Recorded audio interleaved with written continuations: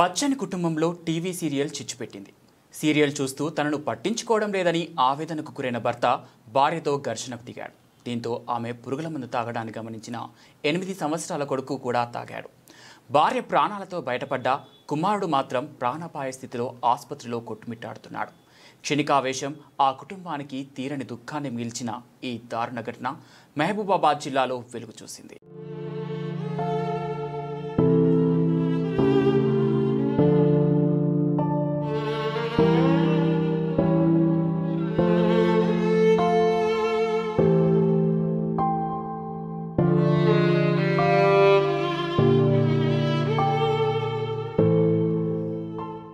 మహబూబాబాద్ జిల్లా బయ్యారం మండలం కోడిపుంజల తాండాకు చెందిన దారావత్ రాజుకు మహబూబాబాద్ మండలం సాలార్ తాండాకు చెందిన కవితతో 10 సంవత్సరాల క్రితం రెండవ వివాహమైంది.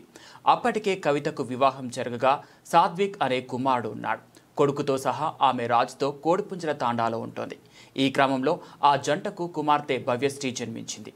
కాగా గురువారం వ్యవసాయ పనులు ముగించుకొని రాత్రి ఇంటికి వచ్చిన రాజు అన్నం పెట్టమని అడగగా కవిత టీవీలో సీరియల్ చూస్తూ కొంత సమయం ఆగమని చెప్పింది. దీంతో ఆగ్రహానికి గురైన రాజు భార్య కవితతో వాదనకు దిగి చేసుకోవడంతో వివాదం పెద్దదైంది. ఇరుగు పొరుగు వారు వచ్చి సర్ది చెప్పడంతో అప్పటికి వివాదం సద్దుమరిగింది. నిన్న పొద్దున మందు కొట్టినాం పొలానికి, ఇద్దరం భార్య భర్తలు, ఇంకోతను ముగ్గురు 5 ఎకరాలకు మందు కొట్టినాం. మందు కొట్టి మధ్యాహ్నం 1 ఇంటికి వచ్చినాం. మందు కొట్టి ఇంటికి వచ్చి ఇక మా బాబాయ్ను మా ఇద్దరు ఏంటంటే తండలో ఈ మైబాద్లో పంచాయతీ ఉంటే పంచాయతీకి వచ్చినాం. పంచాయతీకి వస్తే ఆ పంచాయతీ చేసుకొని సాయంత్రం ఇక ఇంటికి పోయి మా బాబాయ్ ఉన్నాడు కదా, ఆయన ముందు కట్టడానికి వచ్చింది కదా, మేము ఇద్దరం హాఫ్ కేజీ చికెన్ తీసుకొని ఇంటికి పోయినాం. ఇంటికి పోయి ఆ చికెన్ మా భార్యకి పోయి ఇవ్వడానికి పోతే నేను ఆల్రెడీ కూర వండేసిన, కోడిగుడ్డు కూర వండేసిన అని చెప్పేసి అంటే సర్లే ఇది ఫ్రిడ్జ్లో పెట్టే, పొద్దున వండేసి ఇది ఫ్రిడ్జ్లో పెట్టేసాను అంటే సర్లేండి అన్నది. నేను బయట పోయినా, కాలు చేతులు కట్టుకున్నా, ఇంట్లో వచ్చి అన్నం పెట్టానంటే సీరియల్ నట్టుతుంది, సుత్తిపడని ఆగు పెడతాను అంటే మధ్యాహ్నం వచ్చేసి కొద్దిగా తిని పోయినాను. మధ్యాహ్నం వచ్చి ఇప్పుడు మళ్ళీ అన్నం లేదు పెట్టమంటే సీరియల్ అంటున్నావు, సీరియల్ ముఖ్యమా ఇది ముఖ్యమా అని నేను మా భార్యకు ఒక మాట తిట్టిన.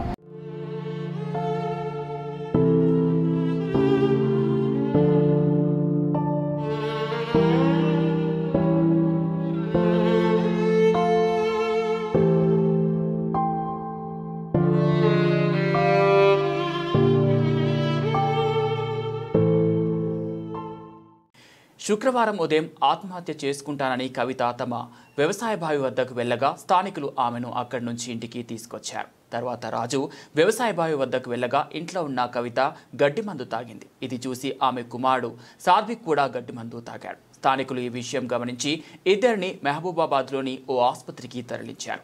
కాగా బాలుడు సాత్విక్ పరిస్థితి విషమంగా ఉన్నట్లు వైద్యులు తెలిపారు. తిడితే అది బయటికి పోయింది. బయటికి పోతే నువ్వు బయటికి ఎందుకు పోతావు, బయటికి పోవద్దు, ఏదున్నా నేను కులపతి పెద్ద మనిషిని తండల అయితే బయటికి పోయి నువ్వు ఎందుకు పోతున్నావు బయటికి రా అని చెప్పేసి నేను ఇంట్లో గుంజుకొని వస్తే మళ్ళీ గొడవ అవుతుంది అది అని మా బావాళ్ళు ఇంటికి తీసుకుపోయారు. ఇక ఆడికి పోయినాం, ఇక కామన్గానే ఉన్నది. మళ్ళీ ఇంటికి తీసుకొచ్చినా, ఇంటికి వచ్చినాం, అన్నం గిట్ట తిన్నాం, పడుకొని పొద్దున్న లేచి తిడుతుంది. ఈ అమ్మ నైట్ అయిపోయింది, మళ్ళీ పొద్దున్న ఎందుకు తిడుతున్నావు ఏంది అది అని చెప్పేసి నేను పోయి ఇంటి వెనుక పోయి పత్తి చేను దగ్గర పోయి కూర్చుంటే ఇక తర్వాత ఇల్లు ఏదో గొడవ ఏదో చేసుకుంటారు. ఆ చైర్ సౌండ్ వినిపిస్తుంది, పిల్లగాళ్ళు కూడా ఏదో అరిచినట్టు వినిపిస్తుంది. నేను వెంటనే ఉరికి రాగానే పిల్లగానికి తాపిచ్చింది, ఆమె నోట్లో వేసుకొని ఆమె ఉంచేసింది. ఆ పాపకు మళ్ళీ మందు పోయడానికి పోతే అంతనే నేను అందుకున్నా. ఇక ఆడికి కథం వదిలేసి ఇంటికి వచ్చేసింది. తల్లి నేను ఈమె తిడతా అంటే ఇక మళ్ళీ ఎందుకు మొత్తం బాయిలో పడుతుంది అని చెప్పేసి అంటే ఆ బావి దగ్గర పోయి ఇంటికి పోయి ఇంట్లో పోయి కూర్చున్నా. కానీ ఈ మందు విషయం అయితే ఇది తాగుతుంది, ఏం పెద్ద గొడవ ఏం లేదు. నైట్ మళ్ళీ మంచిగా కామన్గానే ఉన్నాం, మళ్ళీ పడుతుందేమో బాయిలో అది అని చెప్పేసి నేను పోయి ఆ పత్తి చేనుకి అన్నీ కూర్చున్నా.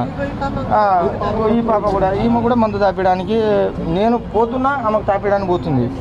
అయితే నేను ఆ డబ్బా గిట్టు మొత్తం గుంజేసి అప్పటికప్పటికి హాస్పిటల్కి వేసుకొని వచ్చినావు.